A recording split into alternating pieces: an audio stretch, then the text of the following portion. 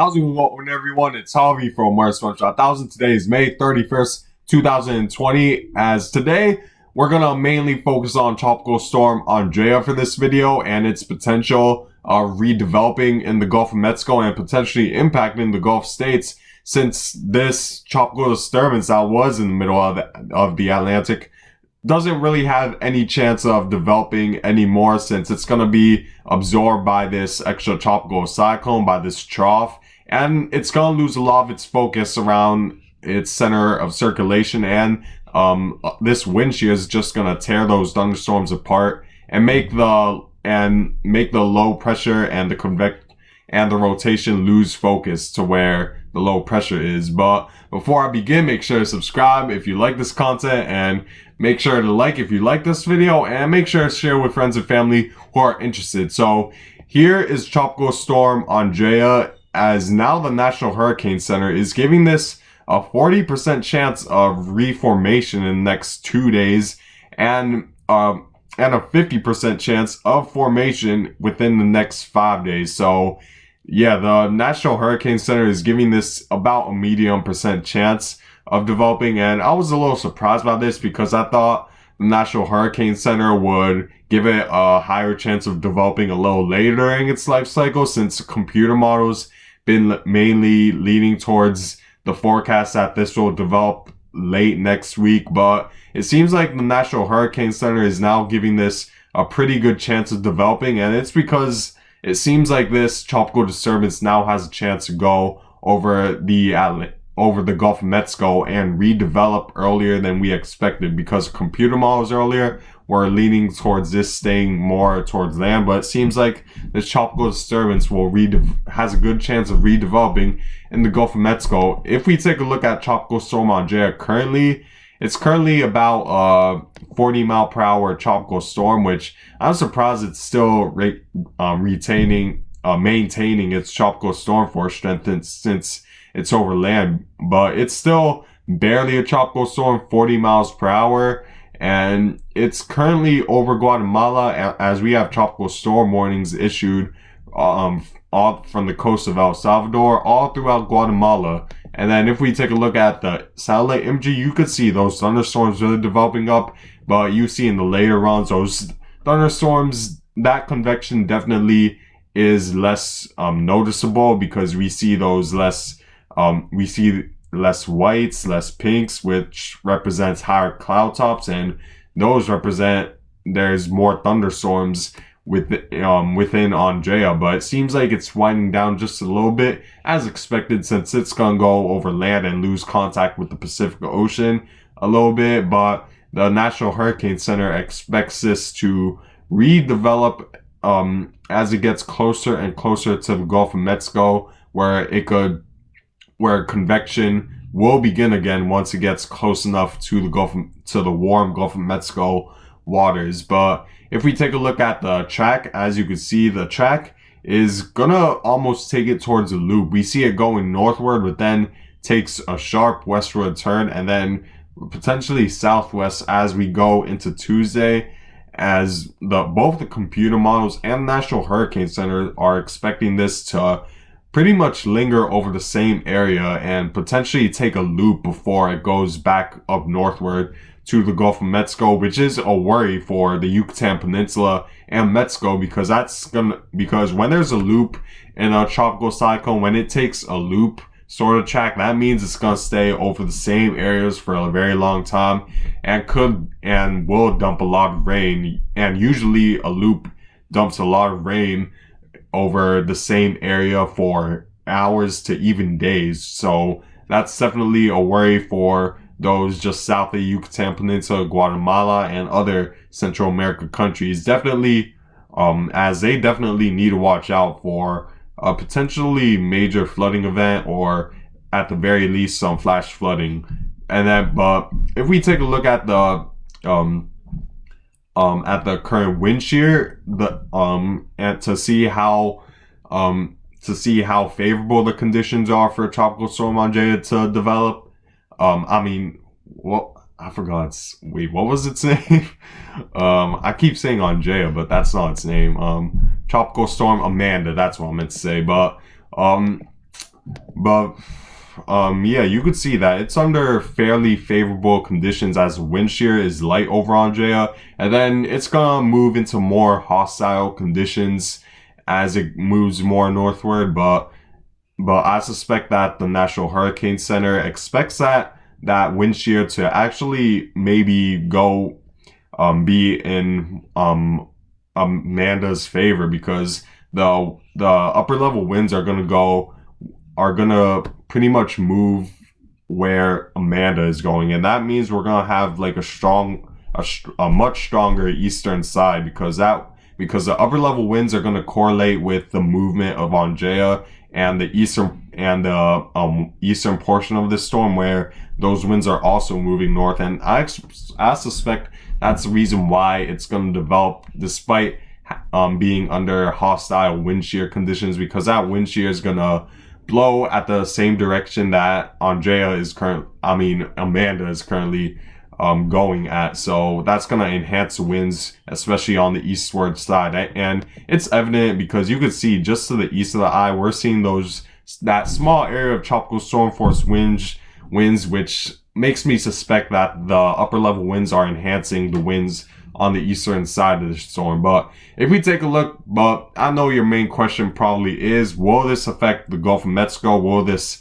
affect the Gulf states in the future? And how strong will it be if it does affect it? So as of right now, I'm starting to get more and more confidence this will move into the Gulf of Mexico and affect the Gulf Coast states, because both of the reliable computer models have been pointing towards that forecast. Because if we look at the European model, you see that Andrea, I would suspect, is currently at this point. And then if we take a look at the assembly between all the spaghetti models, you can see that most of them are taking a northward track at this point. And you could see that there's a visible loop, there's a visible area, and most of the spaghetti models predict that it will be in the extreme southern portion of the Gulf of Mexico, but then a good portion of them also take it north. And the track it's currently the European spaghetti models are currently leaning on is a landfall between Louisiana and Texas. We do have some that are straying out to Alabama, Mississippi, and even Florida, but for the most part, we're seeing that the spaghetti models leaning towards the forecast that this will make landfall in Texas and Louisiana. However, it's still important to point out that like at this point, it's probably gonna be day 7 or day 8 by the time it reaches this point. Well, let me check the forecast. Yeah, it's probably gonna be like, for the most part, 6 to 8 days out, where these spaghetti models are pointing towards this landfall. So when we're talking 6 to 8 days out, that means there's a lot of uncertainty. This could easily change with because the computer model still got 6 days to iron everything out, and 6 days to really get the idea of what the atmosphere is going to do.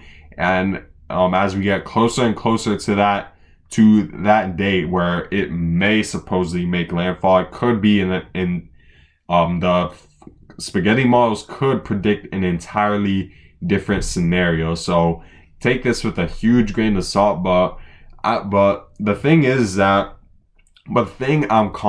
I'm getting more confident about, at least, is that this will be in the southern Gulf of Mexico and will make a northern turn. Because even if we go to the near future, like I would say at this point, the spaghetti models, it's around 3 days out, and it seems like most of the computer models are agreeing that 3 to 5 days out, we're gonna see this storm take a northern track into the Gulf of Mexico, and that's worrying because that puts the Gulf states at risk for a landfall. And as for the strength forecast, let me show you the bottom. So you can see the darker reds and the oranges, the pinks represent stronger tropical cyclone, while the blues and the greens represent a weaker tropical cyclone. And you can see by the time it makes that supposed loop, it's going to be fairly weak. And then as it moves northward, a lot of the computer models are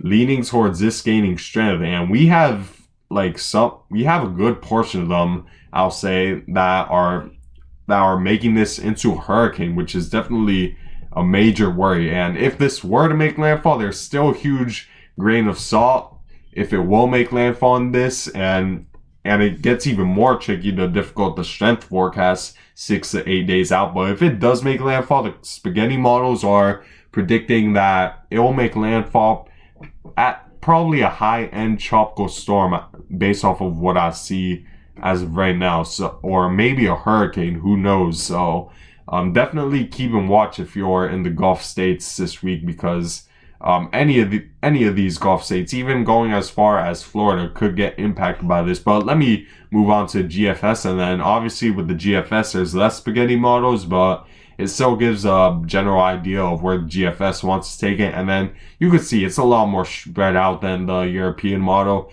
and it's taking a much weaker storm, which is definitely the good news here. And this black line is the average, and yeah, a lot of the computer models are taking like this to go up north. So that's definitely a worry in this case. But let's look at the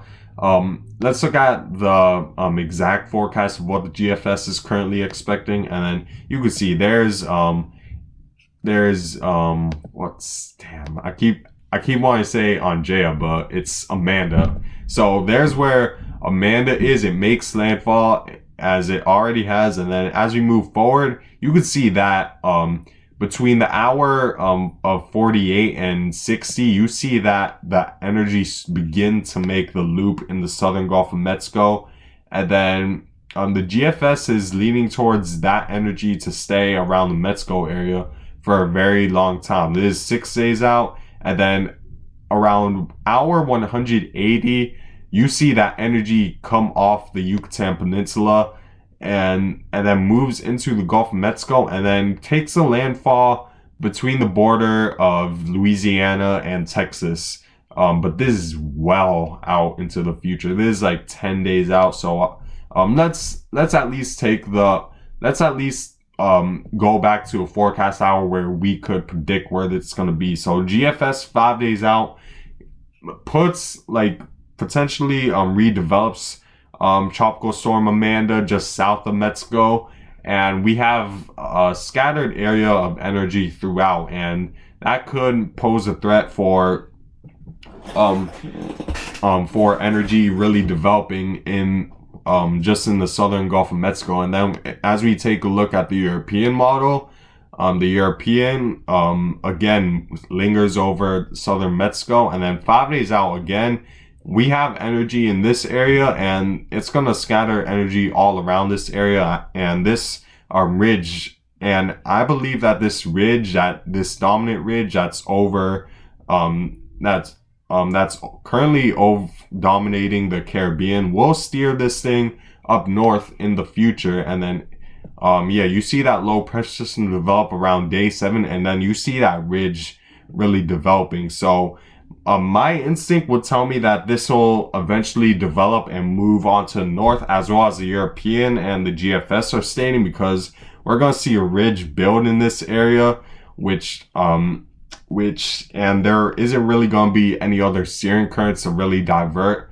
this storm from moving on northward. So to be honest, I'm getting more and more confident this will eventually move north. It's going to take a while for that to happen, but I can at least say with confidence that the southern Gulf of Mexico will have some type of tropical cyclone, and National Hurricane Center agrees with that idea. And this will eventually move north as this high pressure builds. So for the Gulf states, I would say just keep an eye on it, because it's getting more and more likely a tropical system will develop in this area, but we don't know where. We don't know where it may hit. It might not hit at all, but it seems like all the things are leaning towards that idea, especially since both the major computer models are agreeing. So just keep an eye on this if you're along the Gulf Coast. And as for those in the Yucatan Peninsula, if you're watching this, and those in Central America areas, if you live in flood zones, stay away. Make sure to prepare, because there's going to be quite a bit of rain in this area over the next several days, and as the storm's going to linger and take a loop over the same area, so keep in mind that if you're in those areas. But anyways, guys, I thank you guys for watching. Make sure to subscribe if you like this content. Make sure to like if you like this content, and share with friends and family. And I hope you guys have a good day and a good weekend.